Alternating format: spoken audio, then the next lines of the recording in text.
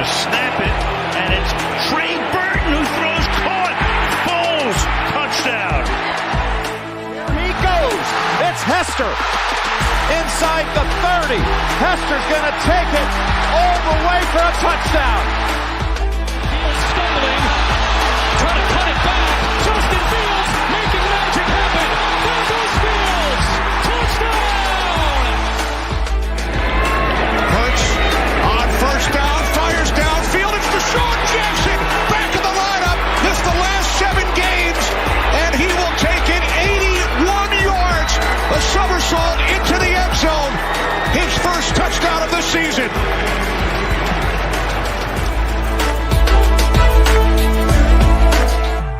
You're listening to the Pigskin Project, the world's #1 football podcast. Now, with more insights on all things football, here are your hosts, Ben Hansen and Ryan Matthews. Ladies and gentlemen, welcome back to the Pigskin Project number 104. We are back after what has been an absolutely insane week when it comes to football news. Trades have happened. This is the first day of the league's new year, so everything's going to be official now. But the last couple days has been insane, more so the first day than the second and the third. Things have kind of simmered down just a little bit. That way we can talk about it. But we've got a special guest for you guys today and everything as well. But Ben, first off, man, how you doing? I am doing great. It is it's break for me, so I've been able to relax a little bit, which is really nice. But again, I'm just excited for it to be the new year, or like the new football year. My Eagles have made a lot of moves. We'll get into it. We'll see how you're feeling about your Bears. But I'm feeling great. How are you feeling? I'm good. Kyle Gagliardi coming in saying, wow, Ryan looks 4 years younger. Yeah, I got a haircut. It was pretty crazy. The hair was coming down to about here, I would say. And that was with the curls and stuff like that. But I'm starting a new job soon, so I had to kind of freshen up a little bit, get a fresh shave, you know what I mean? But yeah, I mean, very excited for that. I had to freshen up a little bit. But other than that, we'll get into how the Bears are doing, but I'm, very upset at the lack of moves that we're seeing. But yeah, I'm excited just because, we've got a guest in here. So just for people that are brand new to this, we've had him on a few times, I believe, just because we've had him on, I think, for both draft shows, if not one for sure. And then I want to say 2 episodes were dedicated just to him as well, where we've talked nothing but football. Guys, normally I'd call him my boss, but he's not, he's a guest now on my show and Ben's show. He was our coach in high school.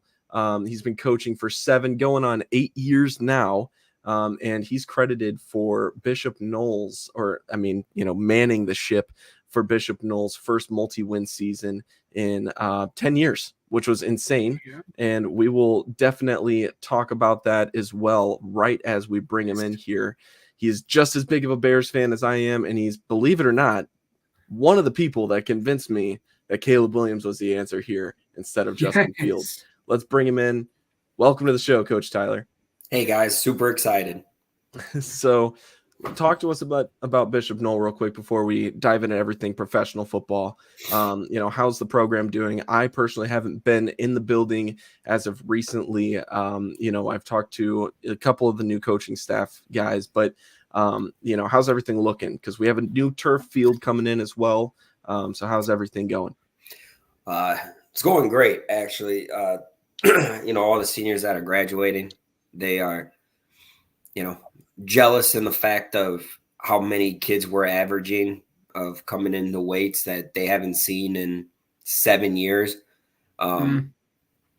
Kids are making significant increases with, not only being the head football coach, I'm also the strength and conditioning coach.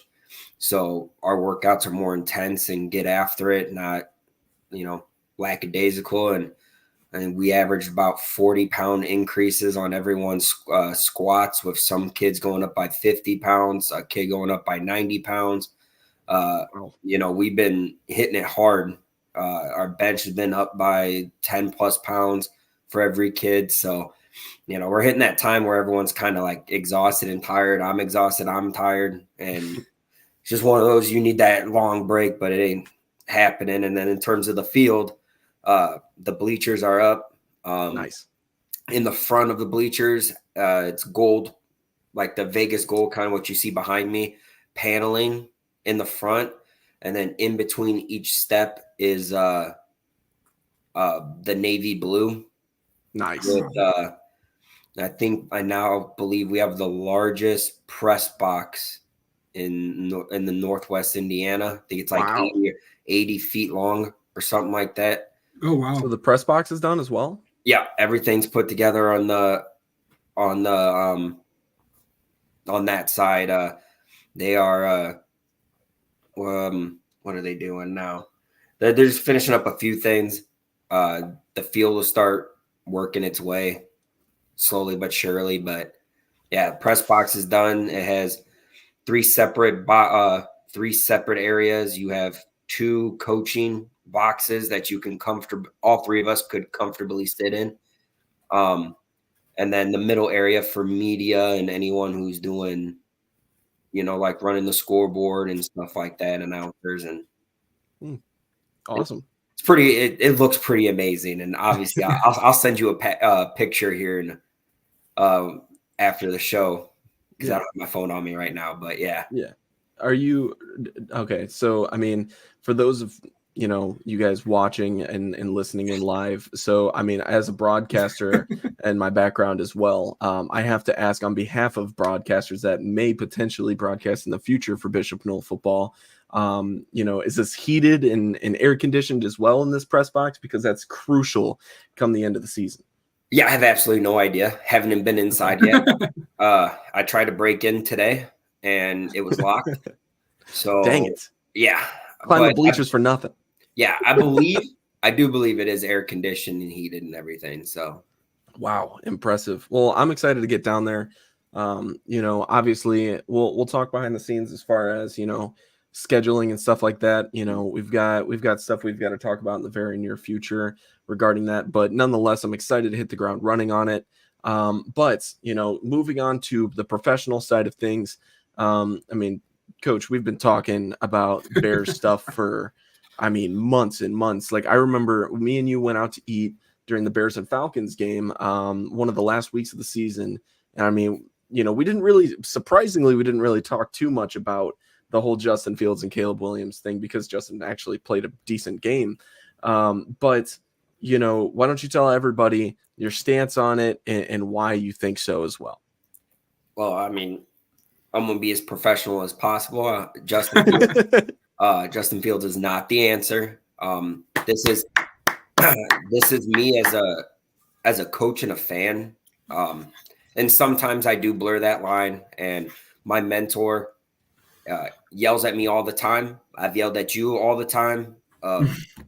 Take the fan side out of it. You are now a football coach. You have learned and became a football coach. You need to understand how to separate it. As a fan, really cool. Love the guy. I mean, that's who you want as a leader. But as a coach, what I see is poor mechanics, a slow delivery timing or slow delivery system, poor reading, plenty of options that are always open, but people want to blame our offensive line. But statistically, pretty sure he has the most time in a pocket than any other quarterback in the NFL. About 6 seconds. Yeah. So that's either it's either two things. He can't read a field.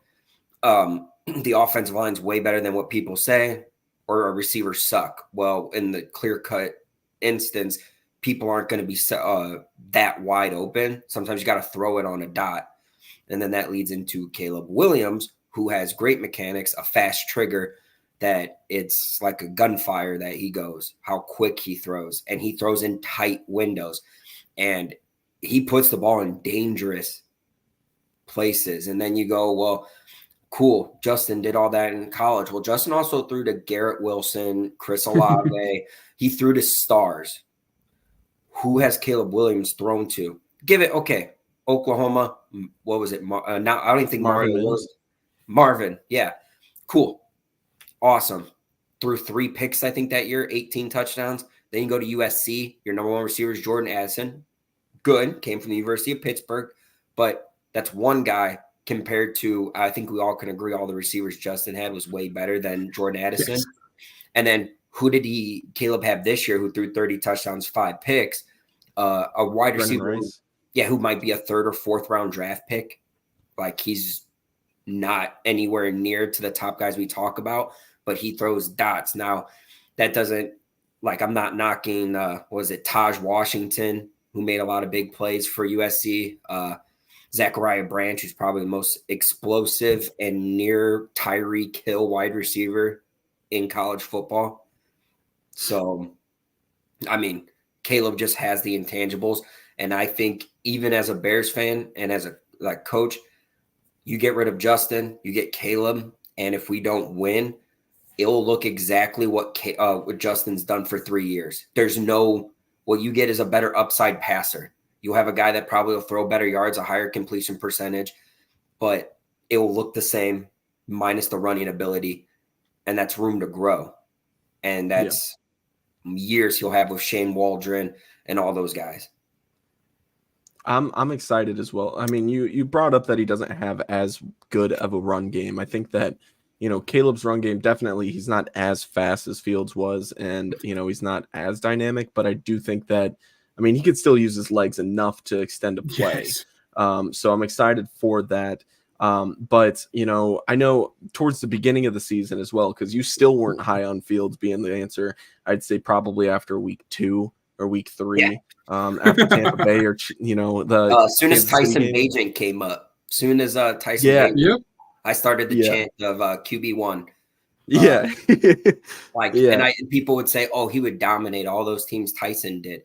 But if you're the franchise quarterback and your backup comes in and you sit there and you can't straight up tell me that the offense didn't look better with Tyson in there.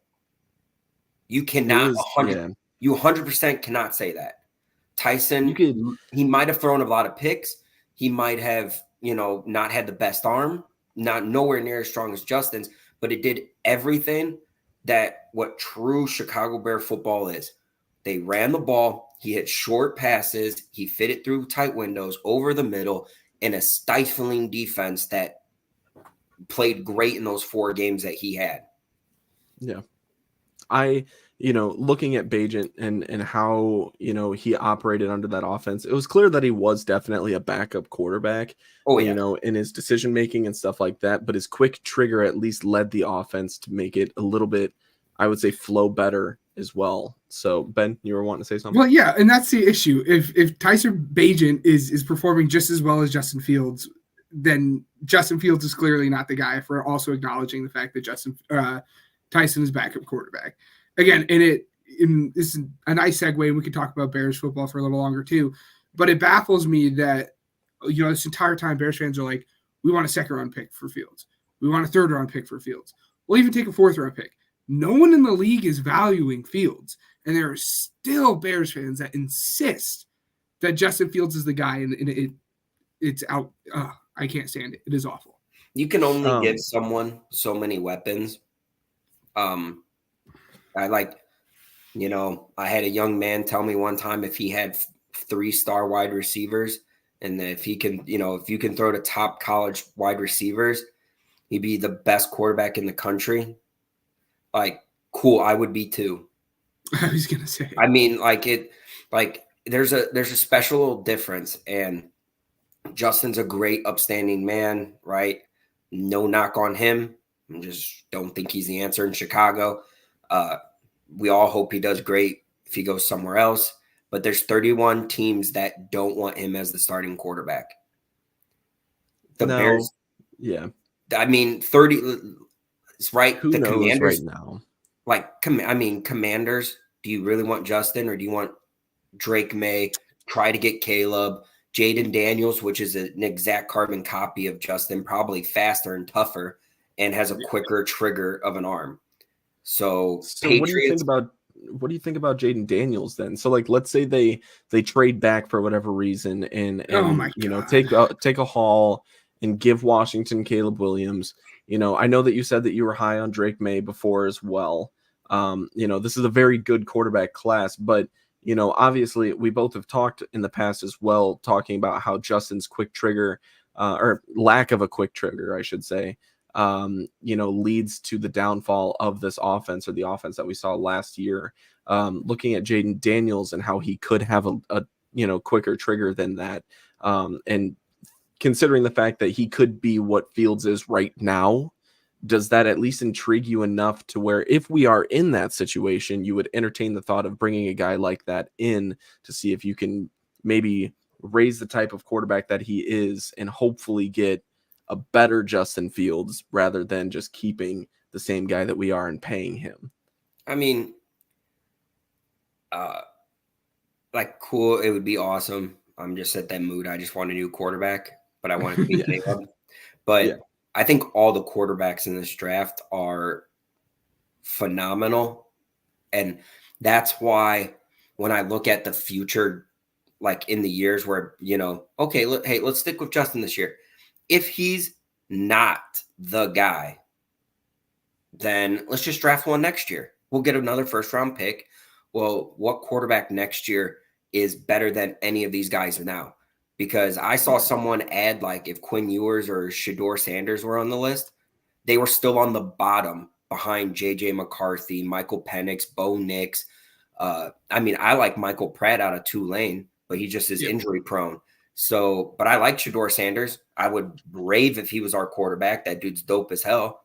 But, and then you go the next year, who's after that? Like, who are we getting to? Are we going to get to Miller Moss? Absolutely. Come on, Miller. Then you get to, you just get to all these guys that don't compare to Caleb and what he's done in 3 years, which is incredible. I think it's 11 career interceptions and 90 touchdowns. That just doesn't happen. Air raid and all, cool, great. Lincoln Riley likes to throw it. Well, Drake May's a big type guy that's like Josh Allen. Michael Penix, though he's a lefty, has a quick trigger.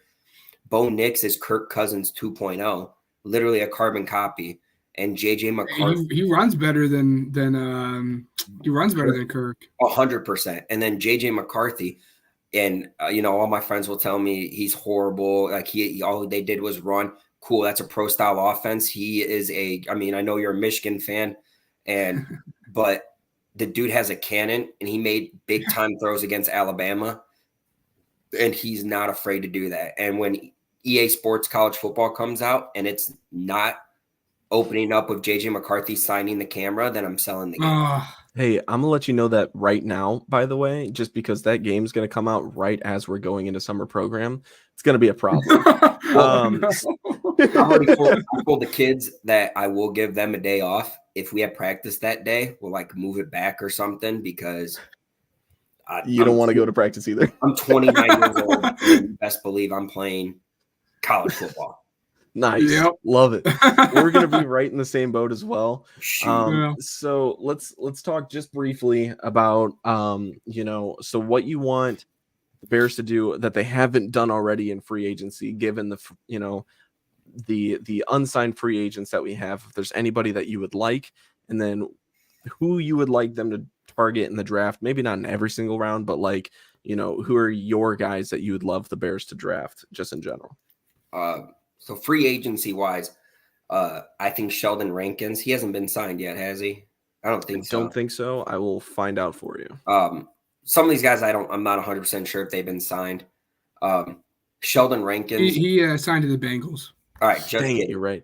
Yeah. All right. Well, interior wise, we're testing him. Interior wise, I'm not Sheldon Rankins was the guy I really wanted because he had a Eric Armstead. Too much, cool. We need fit. And Eric Armstead, yes, is a great fit.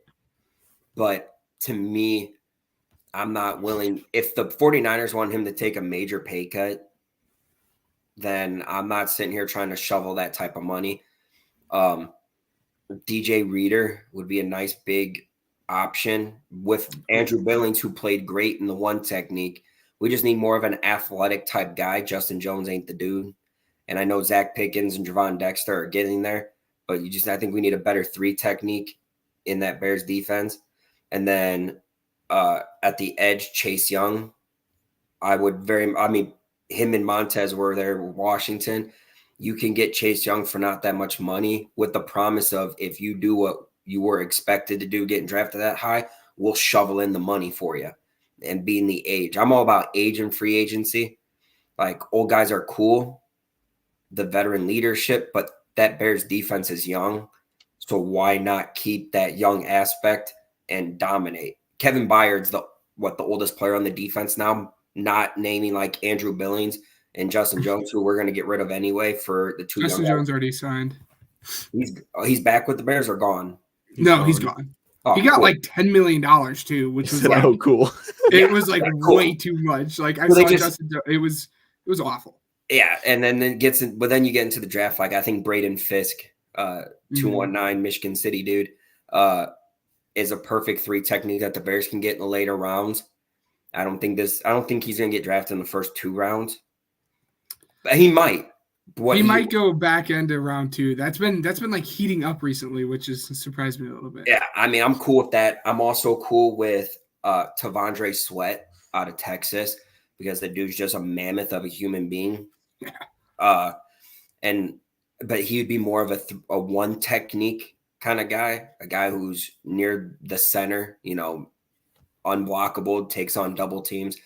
But the 1st and 9th pick, the dream scenario where I will be a Bears fan 100%. I already told my friends if it don't happen, I'm become a Colts fan until Justin Fields is gone. At Caleb Williams, number 1, and at number 9, based on what can happen, I would like Jared Verse out of Florida State if we want to go defense, if we don't sign an edge and don't like anyone else. If not, it's 100% Rome Odunze because he's a perfect outside receiver that can go get the ball.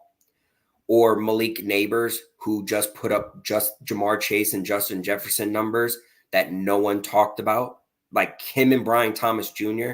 literally put up the same numbers of Jamar Chase and Justin Jefferson. It's just they didn't win a natty, and they weren't that cool as those guys were. Like, that's the swaggiest team we've seen in a long time. Yeah. That 2019 LSU team is the 2nd swaggiest team behind the 2001 Miami Hurricanes, who is still hands down the greatest college football team in history, and they will beat anyone. They would play now and beat people. When you don't need fun fact, I know this doesn't go anything to what you want me to do, but like defense wins championships. That Miami team, if the offense didn't score a single point, that Miami team still goes 8-4. Just based off the defense scoring. Wild.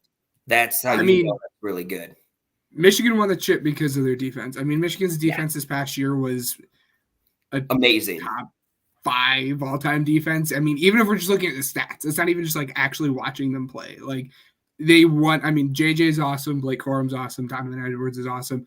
That defense was just something. I mean, they made Michael Penix just not want to throw the football. And another shout out to the 219 guys, Kenneth Grant out of America. Just a massive human being that's just a dog. But yeah, my dream scenario is Caleb Williams and Rome Odunze because we need an outside receiver. Like DJ Moore's solid. He's a true number 1. Odunze is perfect, in my opinion, as that outside. And we can draft someone in the later rounds because this receiving class is ridiculous. And if we get Malik Neighbors, put Neighbors in the slot and draft a Brian Thomas Jr., Xavier Legette out of South Carolina. A.D. Mitchell the dude just doesn't drop a football. He has the lowest drop rate in college football. Like, no one talks about him, and he ran a 4.3 at 6'2". So like there's so many options. I just know that I think this draft will be heavy offense with maybe 1 or so defensive picks. Probably 1 defensive pick in the 3rd round. Yeah. This is the perfect situation for the Bears. for draft. Like for this class to be what it is, this is like the dream scenario for the Bears.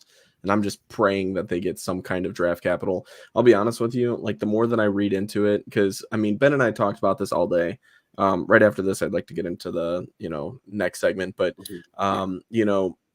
we talked about this a little bit today as far as how the draft is going to fall within those first 8 picks before the Bears drafted 9. And it's becoming more and more increasingly likely to both of us that Odunze and Neighbors are both gone by 9. I would not be surprised if it's 4 quarterbacks, 3 wide receivers, and Joe Alt.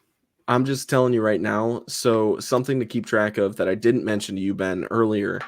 The Steelers only have 1 wide receiver on the roster. Yeah. Something to keep track of. They could potentially trade up for one of these 2 guys, or they could draft that Brian Thomas guy at their pick. I, for one, wouldn't mind trading back. And I know I've held the same exact, or same opposite. Wow, that was contradiction there. Okay. The opposite point of view in previous shows. I'd be down to trade with Minnesota and give them JJ McCarthy and go back to their spot and then draft a Brian Thomas at their spot. Or Jackson Powers Johnson. That's early for Jackson Powers That'd Johnson. That'd be really cool. Oh my gosh. For those who haven't watched him, he is. This draft is going to be electric. And like I said before on the last episode, me going to the draft is not happening anymore. But Ben, we'll see about you. But nonetheless, we will figure out something for the show to make it just as electric as it definitely needs to be.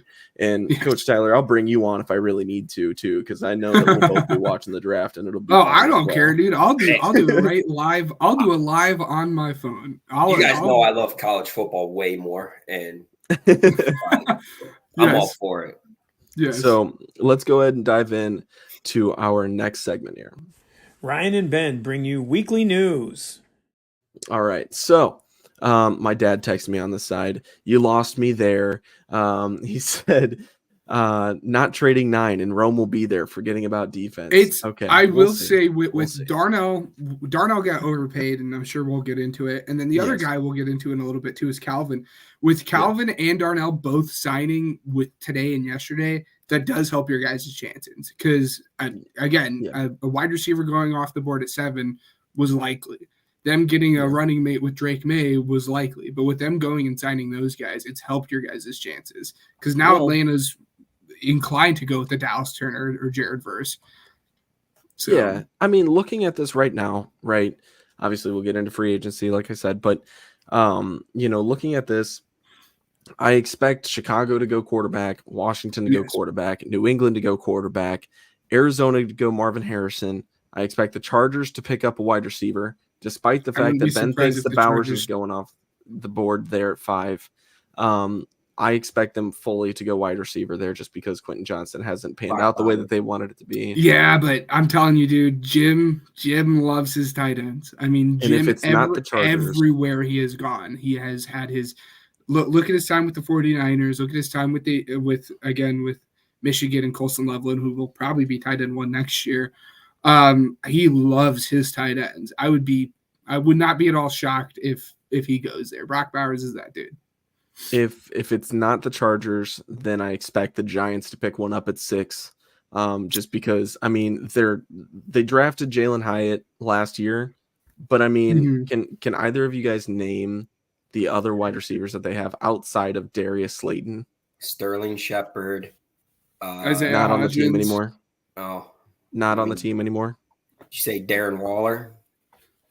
He's considering retirement, so like there's that. But I'm talking receivers, not even tight ends, receivers. I think I'm going to be 100% honest with you. I would not. The hot stuff going around, for those who don't know, is the Patriots trading back. If one of Drake May or Jaden Daniels are there, they're going to take him, and they might even try to move up to get one of those guys. Mm-hmm. They do not want DJ anymore. I don't blame them.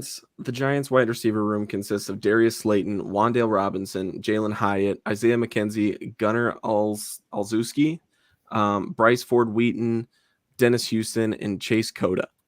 Yep, that's it. I mean, Wan'Dale Robinson's pretty good. Yes. Okay, but is it worth passing up on either one of these two guys if you're the Giants? In my If a opinion, it's quarterback is there. absolutely not. But the wide receiver class is just amazing. So, like, Yes. cool, called Marvin Harrison a generational talent.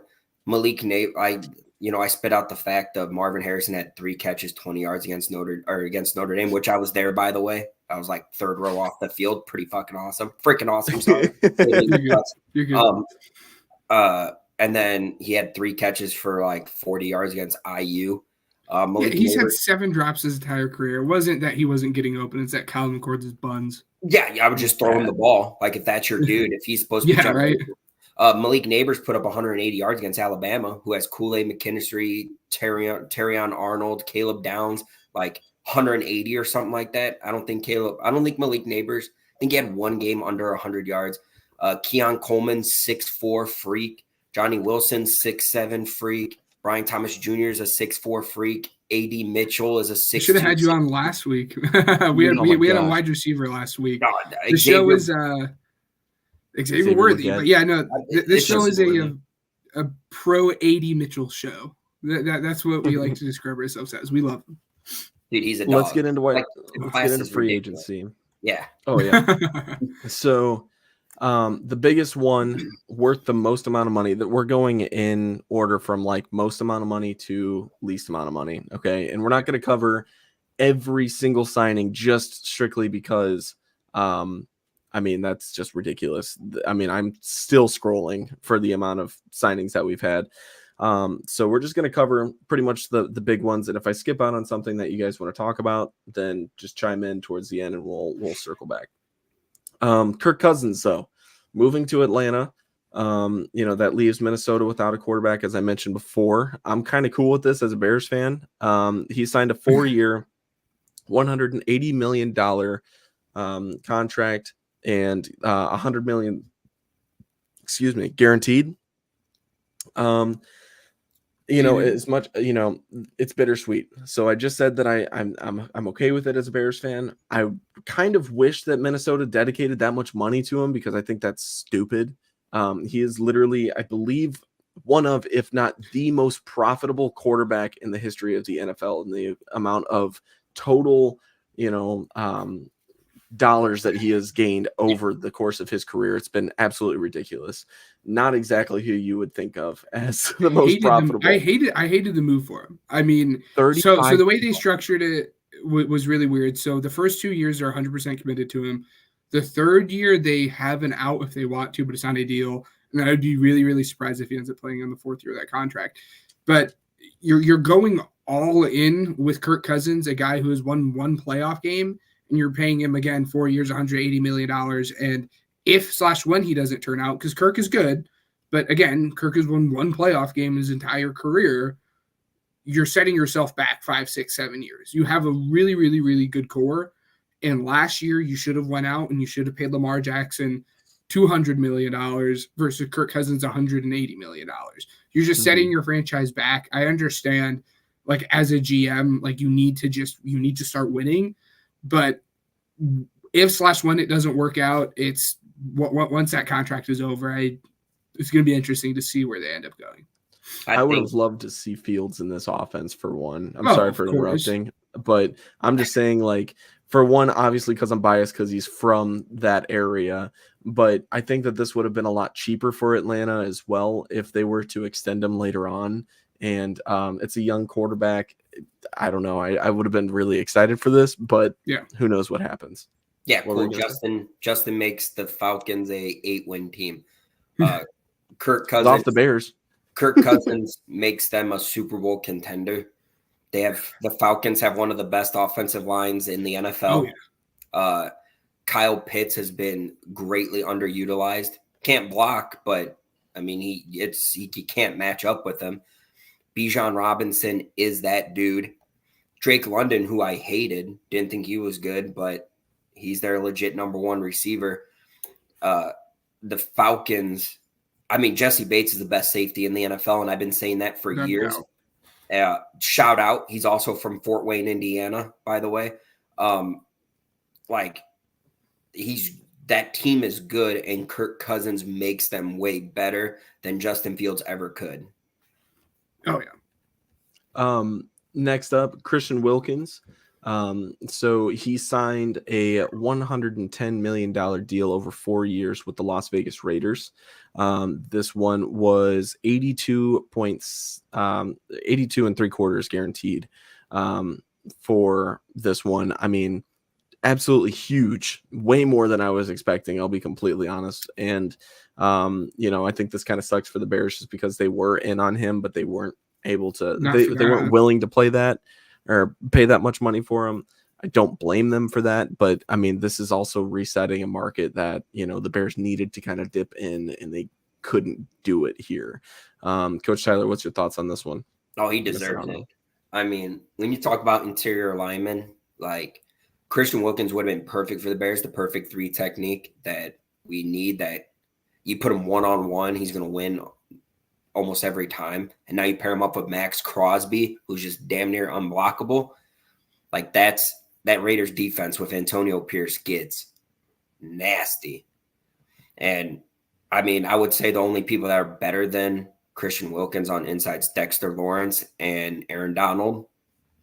I mean, maybe Quinnen Williams, but like, I think it's much deserving. And if I was the Bears, I would have paid Christian Wilkins that much, because I think he's an impact on the inside. Like, there's a reason why Bradley Chubb and Jalen Phillips had the years they had, because you had to worry so much about Wilkins on the inside. Ben, what do you think? Yeah, it was again, it was a lot of money, a lot more than I expected. But again, I mean, at the end of the day, you have Max Crosby, who's the most underrated, which is wild to say this, but the most underrated edge rusher in the league. The fact that he's not in the conversation for the best is astonishing. But now you have Max Crosby and Christian Wilkins. It's good luck for anyone who has to block him. That's all I'm going to say. Next up, the newest Tennessee Titan, Calvin Ridley, signing a 4-year, $92 million deal, $50 million guaranteed. This one's big for me just because there's a free agent that I'm sure we'll talk about at some point. I'm not seeing him. Okay, so I'll just say it. Sure. So Michael Pittman is signing a shorter deal for, I mean, obviously less money, but like annually he's making less as well than Calvin Ridley. And to me, Calvin Ridley is a worse receiver. I'd pick Michael Pittman right now over him. Again, he just wanted more money than him. That's what it was. He saw what Michael paid, or what Michael did, and he's like, hey, if you guys want me, you're gonna have to sign me for more.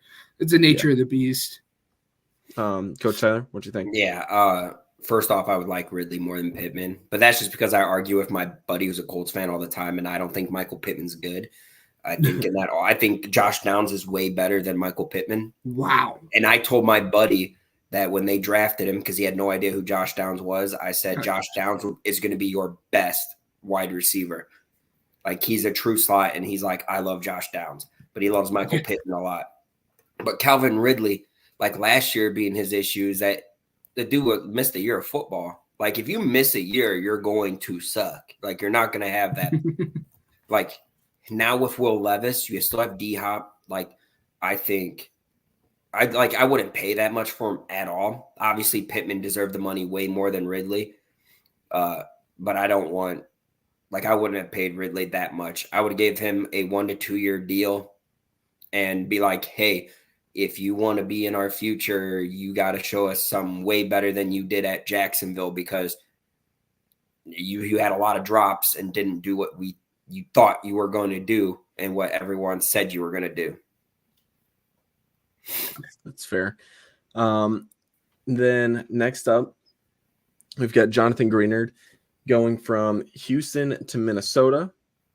$76 million deal, $42 million guaranteed here.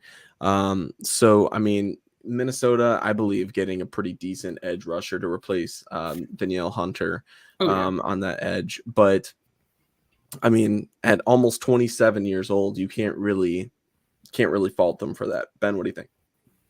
No, I'm honestly surprised that they went the Danielle Hunter route versus the Jonathan Greenard route or Grenard route. just because they've put up similar statistics and one is much younger and one has more room to develop. Danielle Hunter's a beast. Like, I don't want to get that twisted. I mean, those who've watched the podcast, you guys know that I've been a big Danielle Hunter guy, so it was awesome for me to see him pop off this year because I've been advocating for him. Mm-hmm. But the age alone, with them putting up such similar stats, it shocked me that they paid the older edge rusher more than sticking with the guy that was already in the building, who's younger and who's going to cost less. Yeah. Coach Tyler? I mean, Brian Flores, like, as the defensive coordinator, I believe, for the Vikings is Brian Flores. Yep. I mean, he's a 3-4 dude. Danielle Hunter's technically considered a linebacker, which is just, I hate it, but that's a different thing. But, like, I mean, the dude fits it. He's a perfect stand-up dude to go get it. So fit what you need. Danielle Hunter did not fit the Vikings. When they were a 4-3 defense and he put his hand in the dirt, that's when you saw him as the best defensive end, arguably, in the NFL.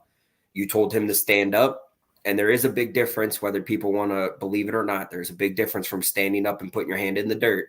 Inside leverage, yeah. Yeah, so good. Hunter wanted out of there. Flores wanted a guy that fits his scheme better, and that's what Grenard does. Oh, yeah. It was a steal for them. If I'm the Vikings, I'd take Grenard for less money. And again, is younger. It just shocked me the Texans went the Danielle Hunter route. But then you go to the D'Amico Ryans in a 4-3 defense who already has a wild linebacking core, and I believe they added Willie Gay with Christian Harris. Now you have Will Anderson, Danico Autry. I think Danico Autry signed with them. He did. Yep. And Danielle Hunter, like, that defense is now wild. Like, I mean, that's what you want a Chicago Bear defense for years past has been, because Jalen Petrie, I think, is the best deep player on the defense that no one talks about. And he just makes plays with Derek Stingley. Like, that, great job by the Texans. And I expect them to probably win the South again with a great defense and an offense that does a good enough that makes people super excited. Yeah. Ben, this one disappointed you probably the most out of all of free agency. Xavier McKinney signing with Green Bay. This one disappointed probably me and Coach Tyler as well. Just because, age. That's the only thing I care about. Age. Yep. We got an all-pro in Kevin Byard, who I think they said never missed a game or some ridiculous thing like that. Yeah. I mean, McKinney's 26. That'd have been 24. Much cooler. Oh, shoot. Yes. So, I would have rather had that, but Byard is all pro. McKinney signed a 4-year, $67 million deal with $23 million guaranteed as well. That's who I wanted for again, exactly what Ryan was alluding to. I wanted him like bad. I did not want him for $17 million a year. Again, as we've talked about, every single time one of these top like free agents come out of their position, they're always going to want to push more.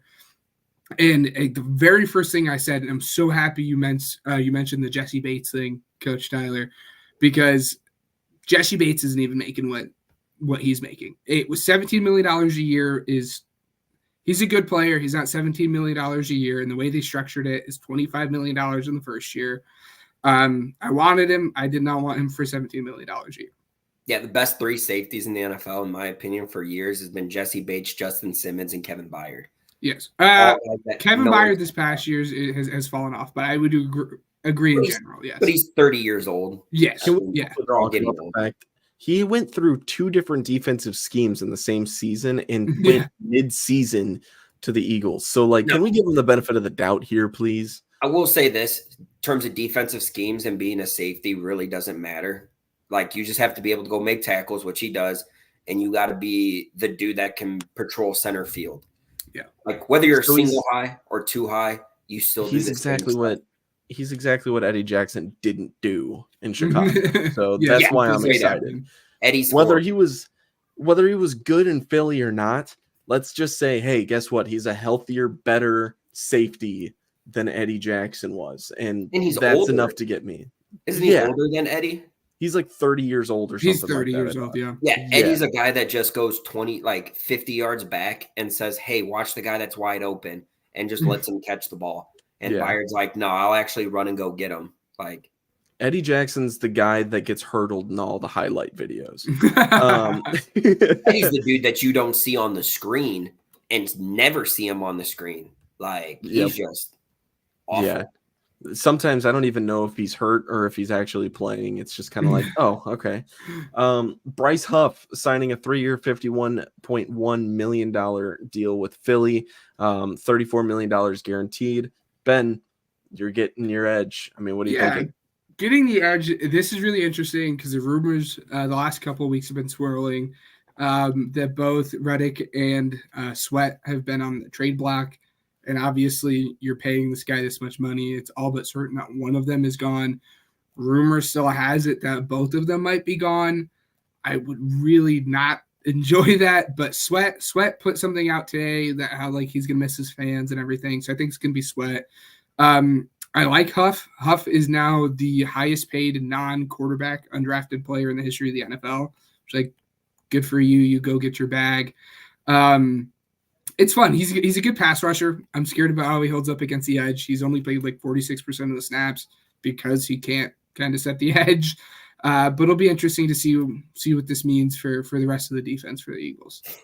So I didn't catch the whole Josh Sweat thing. Can you explain that to me? Because I was trying to Google it while you were talking, and I just couldn't figure that out. Yeah, no worries. So the last couple weeks, Josh Sweat and Hassan Reddick, the Eagles' two starting defensive ends or edge rushers, have been like rumored to be on the trade block. It's been rumored one of them will go, both of them might go. But then I think it was this morning. It was either this morning or yesterday. He put out goodbye, like a really small goodbye message. It was something like goodbye to all my fans, or like it was a fun ride, or something small like that. So everyone's like, all right, it's all but certain that it seems like it's Josh Sweat that's going to be the one that's leaving. Now it's just a matter of if it's Josh Sweat and Hassan Reddick, or if it's just going to be Josh Sweat. And I hope not, because Hassan Reddick is going to wreak some havoc in the Fangio defense. Dude, give me Josh Sweat.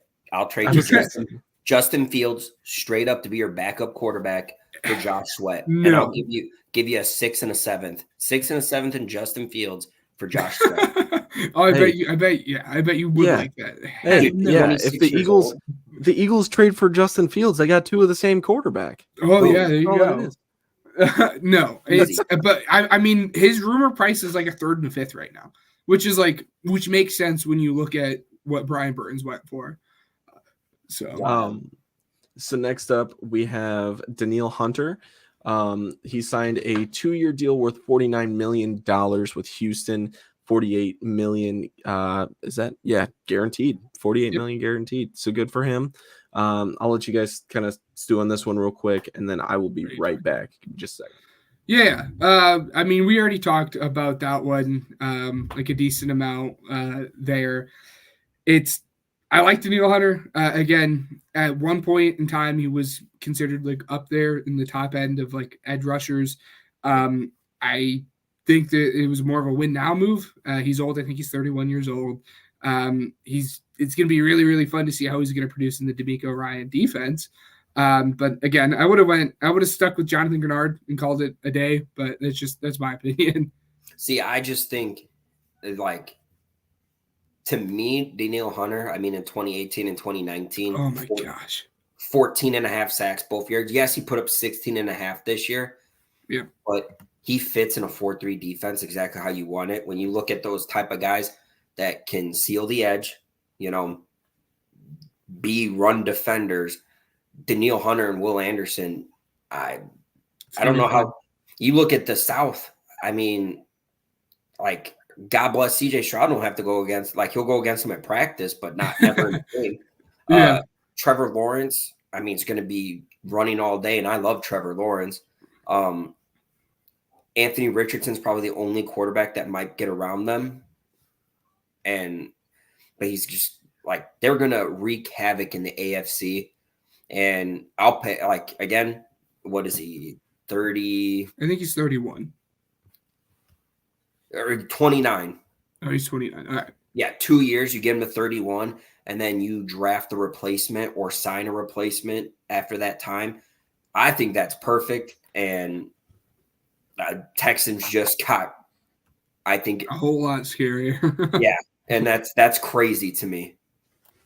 Texans are looking really good. Did you guys already talk about their other linebacker that they got as well? Willie Gay. I'm talking about Aziz Al-Shahir.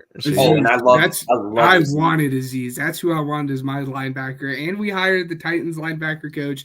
I thought for sure Aziz was going to be an Eagle. 3 years, $34 million with 21.5 guaranteed is the deal here. And you look at Aziz, again, I've been talking like schemes and stuff. Aziz didn't look great in Tennessee. They don't run what the 49ers ran with D'Amico Ryans when they were a scary linebacking core. Now Aziz paired up with Christian Harris, Willie Gay, who they signed. That is like the Texans are building it how you want to build. When you have a young quarterback, and how you do it is make a great defense and offense just keep up in that sense. And CJ Stroud, Nico Collins, Joe Mixon, like keep up. Yes. Defense carry us to exactly what Houston's never been. And that was back even when they had Deshaun Watson in that team. That defense was still way better than that offense. And that's how you win football games and succeed is young guys need their safest friend is not a tight end. It's not a number one receiver. It's a defense.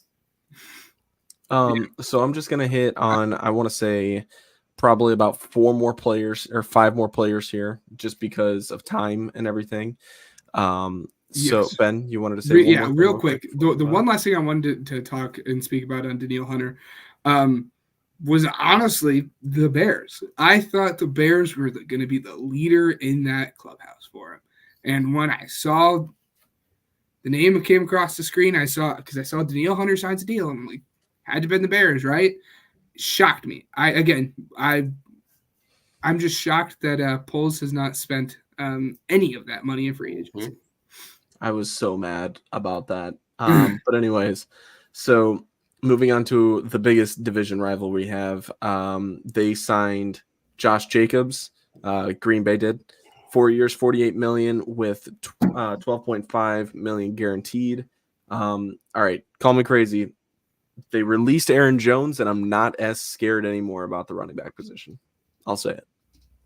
Agreed. I mean, Josh Jacobs is better, but it was such a slight. See, I would take Aaron Jones.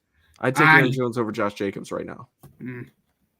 Coach Tyler, what do you think? Yeah, 100%. Aaron Jones is what makes that team roll. They were like, even with Aaron Rodgers and stuff, Aaron Jones was just a difference maker. And I think that also is what played a factor into Jordan Love playing so great down the stretch is because Aaron Jones came back and Josh Jacobs, cool. Like you're like every other running back in a position that's a dying breed. And Aaron Jones was a 5th round pick out of the University of Texas, El Paso. Like, cool. Like I would have kept Aaron Jones because that dude scares me more than Josh Jacobs. And I don't think Josh Jacobs is all that great. It's going to be fun when he runs for 150 yards in his defense. Oh, God, I hope not. I will. Hold on now. Don't say my defense because if Justin Fields is still there, I'm a Colts fan for. He's a fake. Nah, Fields won't be there. There's no way they go into training camp with Fields still on that. Oh, God, I hope not. If that's the case, I mean, Josh Jacobs is going to get crushed by the Bears. So next up is probably my favorite signing of just storyline value for all of free agency, and it's Patrick Queen signing with Pittsburgh. Mike Tomlin before, I want to say during his rookie year, maybe his pro day, or no, yeah, rookie year when they were doing joint practices or something like that. He was saying like, you're not a Raven, blah, blah. And then, he goes in with a chip on his shoulder every time he goes to play the Steelers. And guess who now he's playing with? I mean, it's going to be interesting. 3 years, $41 million, and then $13.8 million guaranteed. What are we thinking? I don't know. I like Patrick Queen. He's scared me. I never wanted him on the Eagles. I think he's a good linebacker, but I don't think it's surprising that he looked subpar when he had to be the linebacker 1 and he only got as good as he did when Roquan Smith was next to him. I mean, given it's the Roquan Smith effect, I think he is probably the best second linebacker in the league. But I think he's gonna. I think he might struggle a little bit as the number one linebacker. We'll see. I hope he proves me wrong because I loved him coming out of college. I really, really hope so. But when he had to be the linebacker one there with the Ravens before Roquan got there, it was not good. I mean, that is why they traded for Roquan. Yeah, agreed. Patrick is really cool, really fast. And when we talk about linebackers, that's going to come up a lot when I talk about it. But Patrick Queen he benefited because Roquan shot gaps and avoided blockers better, and they were able to get to Patrick was able to get there and make easy tackles. And your wild statement say he's the second best linebacker or whatever. I mean, Dre Greenlaw still exists. Yeah. Dre Greenlaw is good. I do like Dre Greenlaw. Yeah, if he never got hurt in the Super Bowl, 49ers win. Yeah, I agree.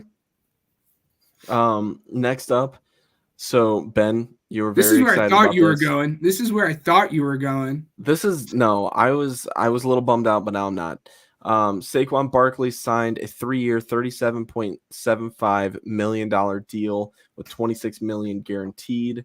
Holy overpay! This was scariest insane. Offense. No. I 100% disagree. It's scary. I have always been for those who have watched this. I have always been on team. Do not pay the linebacker, or do not pay the running back. And I have always said the only type of running backs you pay is Saquon Barkley or Christian McCaffrey. So I am not mad at it at all because that has always been my measuring stick. Given he has had some issues staying healthy, rookie year Saquon Barkley was the best running back I've ever seen. He has never been the same since he has tore his ACL. I know that. But his ability to make plays is amazing, and he's put up good stats behind one of the worst offensive lines in the league while playing on MetLife turf. He's going to come here and do the complete opposite, play on some nice, luscious green grass, and play behind, arguably, we'll see how it is without Jason Kelce, the best offensive line in the league, while playing with some really, really good weapons. Defenses, all they had to worry about last year, as you stated earlier, there's no one on that offense for the Giants. They could load the box and say, we are going to stop Saquon Barkley. And all they did was run the football when freaking DeVito was in there. Everyone knew what the play call was going to be every single time with the Giants. Now he comes to an offense behind a better offensive line, a better ground he's running on, and just better offense in general. It's going to be great. And when he gets 1,400 all-purpose yards and 15 touchdowns, I'm laughing at his face. I'm all for it. Saquon's going to do. McCaffrey was really good in Carolina. Saquon's really good in New York. Christian McCaffrey goes to San Francisco, becomes great because he doesn't have to work hard. He still works hard, but he doesn't work as hard. Saquon's going to go to Philly and not work as hard and be great. Mm-hmm. They're not the same. I'll disagree with both of you guys here. They're not the same. CMC is a straight up anomaly. I mean, he's so good. Listen, you're listening to a guy here that literally shapes and tries to form running backs. I coach running backs, and I look at Saquon Barkley, and this is the guy that I want my running backs to be play like. I mean, his one cuts, everything that he does, his jump cuts. I mean, the way that he maneuvers is just he's a great back, but he is not the same as CMC. Don't put him in the same group as he's CMC. Not the same as CMC, but he's definitely the next one behind him. No way. No way. I think he's going to be in that category as CMC. We'll see where it goes. This one was kind of a little bit of a letdown, I'll be honest. I mean, I'm excited, don't get me wrong, but DeAndre Swift signed a 3-year, $24 million deal with Chicago, $15.3 million guaranteed here. I'm not really all that hyped up.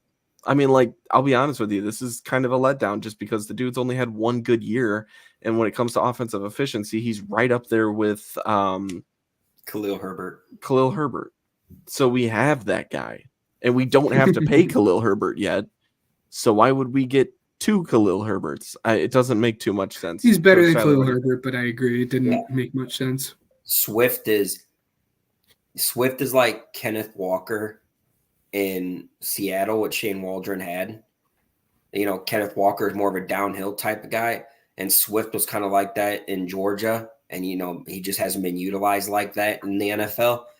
But like Kenneth Walker has the shiftiness, Swift has the shiftiness, and then you pair him up with Roschon, which is basically Zach Charbonnet in Seattle. Like they're building what Shane Waldron wants his offense to be, and Swift and Roschon is exactly what it should be. Like Khalil Herbert's just a dead weight at this point. Yeah, it makes sense. I mean, when you break it down like that, at least it does. It makes me feel a little bit better about it. I don't like it, but yeah, it's not that I don't like it. It's just kind of like a yay, like yeah. You could have had Saquon because we paid someone. Yeah, like free agency opens and the first news that you hear is DeAndre Swift to the Bears. Like we paid a running back. That was our first move. Like great job, well, guys. At the time too was fun because you're like the Bears are going to participate in free agency. And it's about the only thing they've done since. Yeah, I mean, they signed Gerald Everett. That was cool. But yeah, we don't have to dive in. I mean, I'm excited for that, I will say. Cole Kmet's still good, and Jared Everett's going to be good as well. But, I'm not going to dive in too deep. Like I said, we're not going to cover everybody. But is there anybody else you guys want to talk about before we move on to our final segment? Brian Burns. Brian Burns did get traded. Yes. Brian Burns got traded and $30 million a year. That was an overpay. Insane. I'm not just saying that as an Eagles fan. He's had some very, very, very good years. But if you have looked at his pass rush efficiency and his pass rush win rate over the last couple of years, it has dropped a little bit. And $30 million a year was a lot. And I'm not the only one that believes that. I think he can get back to what he's been. And if he gets back to what he's been, awesome. It was a perfect trade. But if he's played like he has the last 2 years, I don't know how well $30 million is going to look. Coach Tyler, I'll get to you here shortly. I just want to explain for people that didn't know the full details if they're living under a rock right now. 2024 second round pick and a 2025 fifth round pick, a complete letdown when it comes to Carolina's trade compensation and what they could have had compared to what they got for him later on, a couple years later. Coach Tyler, what are your thoughts? When we mentioned Christian Wilkins, that made Jalen Phillips and Bradley Chubb have great seasons, and now Wilkins going with Max Crosby. Like Brian Burns is not the top pass rusher on that team. He's not the best defensive lineman on that team. Kayvon Thibodeau is playing great. Like he's performing at a high level, and you have probably the best interior defensive lineman in Dexter Lawrence. That, like, I'm cool paying that because of Burns' age, but your front seven just got immensely better. Yeah, that you have to keep up with. Like Burns might not be the best run defender, but Kayvon Thibodeau and Dexter Lawrence are. Dexter Lawrence and Kayvon Thibodeau might not be better pass rushers than Brian Burns, but that's why you got Brian Burns. I think it's a cool complementary to what the Giants want in that sense. It's fair. Yeah. And then the one last thing. Yeah, go for it. Oh, yeah. I was going to say Deontay Johnson got traded as well. There's two big trades I'd like to mention at least. I didn't know if you were going to touch on either one of them. Deontay Johnson got traded from the Steelers to the Carolina Panthers for Dante Jackson. And, wow, Yahoo Sports broke this down horribly. So basically just it's a late round pick swap. Nothing crazy, but the other one that I did really like, and like a 6th round pick for Deontay Johnson and 7th round pick.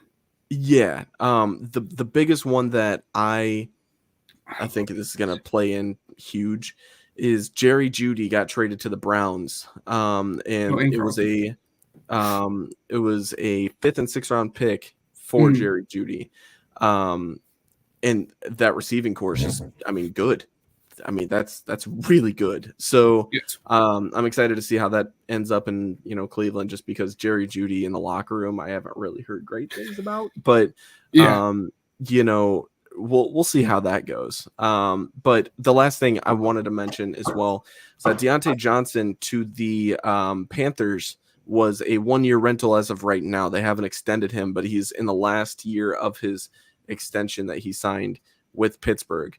So just something to note for later on as well. Yes.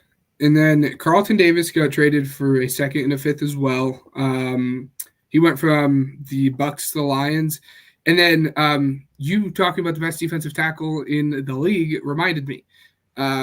Chris Jones did not hit free agency because he got an absolute bag.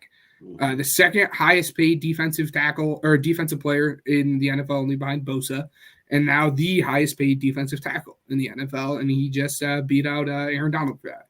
So he got his absolute bag. So, Ben, I am having some technical difficulties. Can you send us to the next segment and get us prepared for our last segment as I close out of this real quick and then reopen? Oh gosh, yes. All right, appreciate you. Let's start here. Oh cow! All right. Pro football isn't the only game in town. Let's take a stroll to Ben's College Corner.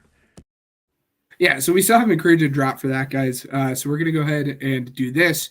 And we timed it up perfectly. If you guys have been watching the show, we're trying to go position by position and kind of break down the different players that we have in the draft. We've already covered quarterbacks and wide receivers.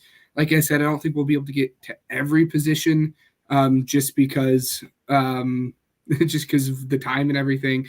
But we wanted to time this up perfectly. Today, we're going to go into the linebackers. And again, for those who don't know why we wanted to time it up for this podcast, it's because Coach Tyler is a defensive guy. And when he was coach at my school, he actually coached the linebackers. He still coaches the linebackers even there. He was a defensive coordinator, like you said, at Calumet. And then he's the head coach, again, at Bishop Knoll, but he still works with the linebackers. It's kind of his forte. We've had plenty of conversations about linebackers. I'm sure he'll be back, guys. Yeah. But we've had plenty of conversations about the linebackers before on this podcast. And I'll jump right into it. I think there are – usually we like to go bottom up, but we'll start at the top. In my opinion, in this class, there are three top guys at this position. I think it's three of them, and I think it's a little bit of a drop-off. But who are your top three linebackers in this linebacker class for 2020? I give you my top six because I think go ahead and give your top six. Yeah. So the best all-around linebacker. So first, I'm going to say in this draft, this isn't like your normal draft where people are running like stupid fast 40s like Tremaine Edmonds, Patrick Quinn, and all those guys. I think this is going to be a linebacker draft that people are going to say is horrible, but in all reality, I think it's going to be really great. So the best linebacker is Peyton Wilson. Yes. He 138 tackles. He runs like in a 3-3 defense. You have to be able to stop the run and move a lot. He's the dude. He's a great run defender and he's great in coverage. And yes, he did run the fastest 40. It was a 4.47, I think, but that doesn't matter. He has great size. My second best linebacker is Edgerrin Cooper out of Texas A&M. I'm right there with you. There's nothing that he does better than anyone, but I think he's just a solid guy and he has a great size that you can develop into something. Yes.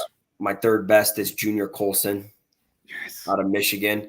I got to go to God bless the guy I used to work for. I got to go to a closed Michigan practice and I got to see Junior Colson in action, and he's the best run defending linebacker in the draft. And I mean, he had one sack this year, maybe. I think that's what he had. To me, he's top run defender. My fourth best linebacker is Jeremiah Trotter Jr. out of Clemson. You get in the late round and we'll just come in and be better than probably what you have. But he's not none of these guys are going to outrun anyone. But they have that fast twitch that you look in a linebacker, and they have great vision, great eyes, and I think they defend the run much better and get off blocks than like Roquan, Patrick Queen that use their speed and stuff like that. I have a tie for fifth. That's why I said top six. Yeah. Cedric Gray, where I think is the best pass coverage linebacker. I said this last year. This dude as an outside linebacker is like your Dre Greenlaw, your Azeez Al-Shahir. Like they're all I think that's what he can be in terms of running with some of these freaks. And someone that I don't think a lot of people talk about because he rotated in a lot was Maurice Liufau or whatever out of Notre Dame. Is that your other one that you're tied for 5 at? Yeah, he's tied with Cedric Gray. No one talks about him. Yep. He didn't put up crazy numbers because of J.D. Bertrand and Jack Kaiser and all those guys. But I think he is just a freak of nature and fits the mold of what Notre Dame linebackers, when they come into the league, can do. It makes me that makes me so happy. All right. So I'm right there. So your top 5. I'm right there with you. Peyton Wilson at 1, Adrian Cooper at 2, Junior Colson at 3, Trotter at 4, Cedric Gay at 5. And I'm not kidding with you guys when I say this. I actually talked about this in our group chat before we had started. I have our Notre Dame kid at 7. He was at 6, and I changed him right before the podcast at 7. But I'm not kidding you guys. I am step for step basically with Coach Tyler here on this one. I'm going to stop sharing it just so you guys don't see my notes. But I am right there. I am right there with you, and I am so pumped that you have Peyton Wilson at linebacker 1. If anyone understands how much I love Peyton Wilson, it is Ryan. I had said it before. He had an amazing combine. He has the best tape of anyone in this class. His issue is going to be his injury and his age. He has a lot of injury issues, and he's 24 right now, which is absolutely wild. There are guys signing their second contract right now in McKinney who are the same age as him. But his ability to cover everything, hit the holes, find the holes, blitz. He has skinny arms. He has a good frame. I want to put more weight on his frame. But other than like injury and age and then like more weight on his frame, he does everything. A lot of people don't have him at linebacker 1. Ryan can speak to this. He has been my linebacker 1 pretty much since day 1. It makes me so happy that you have him as linebacker 1, because I was ready to argue with him at linebacker 1. Like you said, I'm right there with you with Adrian Cooper at LB2. He's a really good mover, and he'll stick a guy. He's a good tackler. He's a good athlete. He's one of the better athletes. So yeah. I like him. I would like to see more work in his zone awareness, and then he has just the same thing with Peyton Wilson. He has a really good frame, but I think he can put on more weight and really like head down field and just be an absolute sledgehammer. Junior Colson at 3, just like you did. I think Junior Colson was one of the better movers in this class. He has really, really good IQ. I'd like him to get better at shedding the blocks a little bit more. And then you said he had 1 sack. I'd like to see the pass rusher, or the pass rush upside a little bit more, but I think he can do it. And then Trotter, I think he's the best blitzing linebacker in this class. This dude can go downhill and absolutely wreck a quarterback. He reminds me, I remember 2 years ago at this 2 years ago on this podcast, we had a conversation about Nakobe Dean.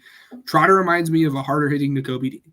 He's not going to be the most athletic guy. He's not going to like lock everyone down in coverage, but has really, really good football instincts and IQ. He's going to be there. He's going to make the right play. He's going to be a good blitzer. And then, like you said, Cedric Gray, he's a great athlete, and he's the best coverage linebacker in this class. I'd like to see him, those run game instincts increase a little bit. And then I don't like his tackling for him. He kind of jumps into his tackle. Like he leaves his feet like way more often than what I would like. And then at 7, I have our Notre Dame kid. Again, I think he's the gem of this class. I think he's a guy that's going to go in like the 5th or 6th round. They're going to draft him. No one's going to have a clue who he is. But he's just a really, really solid linebacker on a lot of things. My main issue with him is just athleticism. Sometimes I question his tackling angles. And then just he isn't the best at covering like super long routes down the field. But he's just going to do everything. But you named your top 6. Do you have a top 10? After that, to me, I don't care. Like, and as terrible as that sounds, like to me, I just don't like this linebacker class in terms of other, like you can say sucks, but like this one I talk about, like linebacker speed. Cool is great. It's really cool to use speed guys in Madden and awesome. And obviously we all want the 4-4, 4-5 guys at middle linebacker that chase and hawk people down. But look at some of the other than Fred Warner. Mm-hmm. Look at some of the best line and Roquan, obviously some of the best linebackers in the league. And I mean, you could just take Roquan out, just Fred Warner. Like he's just special. These guys that run these freaky stuff, they struggle. Jermaine Edmonds struggles in the run game. He might be tall at 6'5". He runs fast as shit. It's really great. But he can't, like, his run defense is not the best. So Buffalo wanted him gone. Roquan didn't know how to play as a 4-3 outside linebacker because of his speed. He's a better 3-4 inside backer. Mm-hmm. But Roquan is good at dipping and avoiding blocks. Great. Taking on blocks is not great. But this class, what you're going to see is that they're not going to be that, I'm going to run a 4-5, 4-4, but we're going to take on these blocks, and we're going to be that old school linebackers that you look at, probably the most underrated and no one cares about type linebacker in TJ Edwards. Like, that dude's undrafted, doesn't run great. He wasn't even in there. And then he's just always, for the past 2 or 3 years, been the best tackling linebacker. And Absolutely. You got him for a steal. And then I said it on this podcast that Jack Sanborn is going to be a dog, and he was undrafted. And when Sanborn comes into the game, his run game instinct is just wild. And every time you see Sanborn make a play, it's either a tackle for loss or at the line of scrimmage because he's so good at running. It's hard too. Yeah. It's awesome. Now, the pass coverage needs to be better. I get it. TJ Edwards isn't that great in pass coverage either. Yeah. But he still makes plays because he understands what his eyes tell him. And then you look at, you talk about Jeremiah Trotter being Nakobe Dean. I don't agree with that. I think Jeremiah Trotter is a true, I think, downhill. I don't judge linebackers on blitzing because I don't blitz. I hate blitzing with linebackers. I know you got to do it. I mean, Ryan can tell you in our playoff game, it was 3rd and long. I put on the headset and I was just like, hey guys, I'm sorry if this does it. And I sent the house. I sent 6, and my linebacker ended up getting the sack. I was scared. But that's not who I am. I teach that, your eyes take you to the ball. Your line's going to take you there, and you get there before they do. And it looks like a blitz. You guys know Max Mortimer looked like he blitzed every damn play. That's why he had 20 tackles for loss as a middle linebacker. That's just how these guys are. Yeah. And I think that's what these guys show, and I'm cool with it. The Notre Dame linebacker is just an Ivan Pace Jr., undrafted guy out of Cincinnati, and Eric Kendricks, who I think was a 2nd-round pick out of UCLA. They show so much. He shows that type of ability that's just going to go out and play and be a spear. Like Fred Warner is. And Cedric Gray, that's just your cool nickel linebacker that you can stay in kind of a run type defense. But if I'm choosing a guy to be my middle linebacker out of these guys, and this isn't because even though he's 3rd on my rankings, if I'm choosing a middle linebacker and I'm choosing a guy to run my defense, it's Junior Colson. Yeah. He's like you said, he struggles getting off blocks. He's so violent with his hands.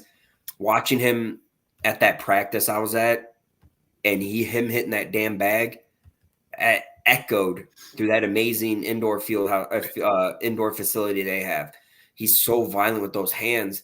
Yeah. And sometimes I get mad. I said it many times. I'm like, damn, Junior, what are we doing?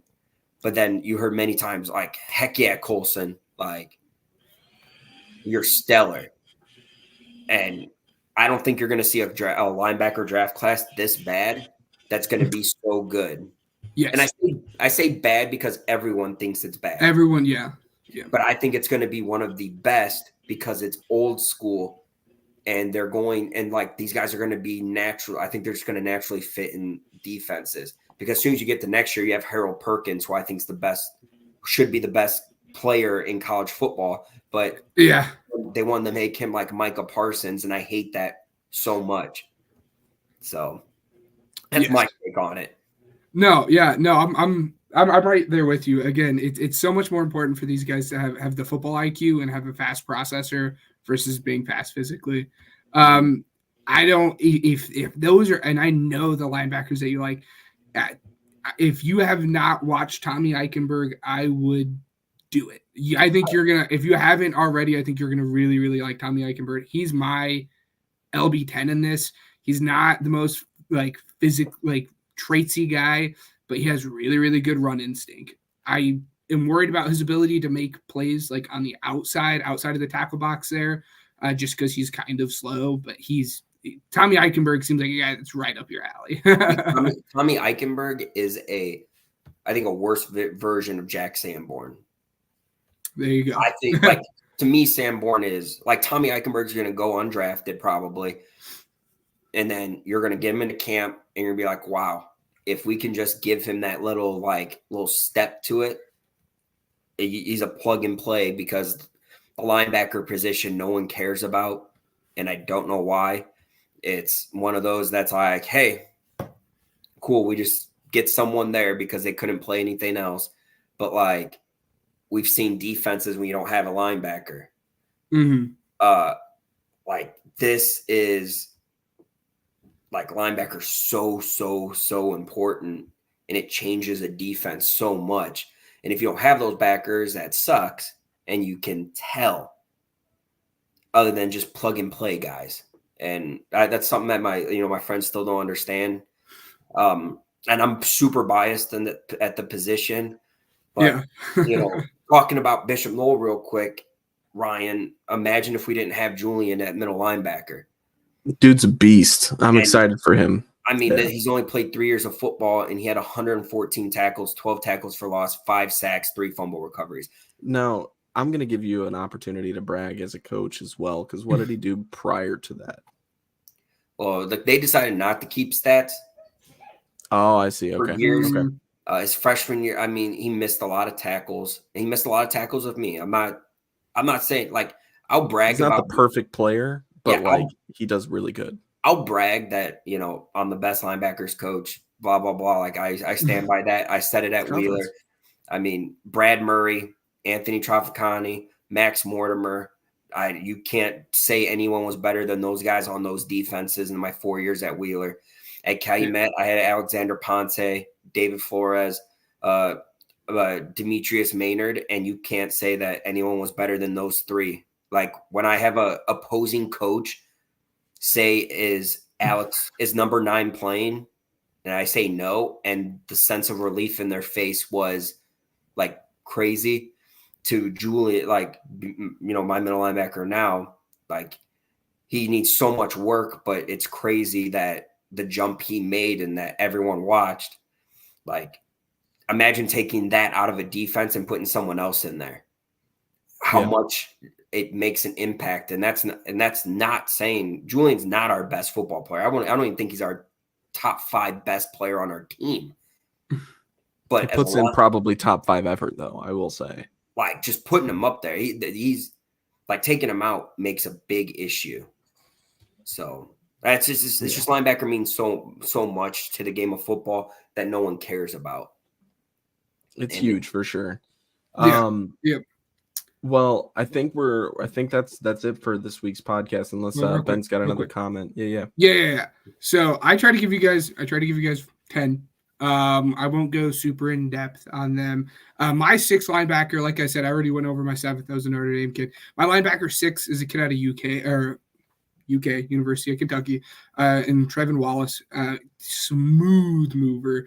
If you guys like Cedric Gray, you guys are going to like Trevin Wallace.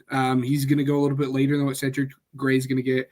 He needs to be more physical, and he needs to get up in the run game more. But he's great acceleration, really good in zone, really good at going to the catch point and making that tackle. We already went over number 7. Number 8 is going to be Tyron Hopper. He's the Mizzou kid. He's a lot of fun to watch. He might be the most fun player I've watched in this class in terms of linebackers. He just seems to be everywhere, and he is physical. He has really good speed. He has really good range. I'd like to see him add more weight in the same way that I like to see Edrin Cooper add more weight. He has the frame for it. He just needs to do it a little bit better. His zone processing isn't quite there yet, and then I'd like to see him drop his tackles. He likes to aim for the shoulder pads a lot more. I'd like to see the pad height there get a little bit lower. Jalen Ford, he's the senior linebacker out of Texas, and he continuously stands out to me every single time I watch that Texas defense. I wonder how much of it has to do that he's playing behind 2 of the best defensive tackles in all of college football. But he shoots gaps very, very, very, very well. and he is really good at tackling in open space. He likes to square up, break down his feet. And like I said, he's a senior. He has that football IQ. He's seen everything. He doesn't quite have that elite athleticism that we're talking about. And then sometimes he can struggle taking on those blocks and his stiff hips.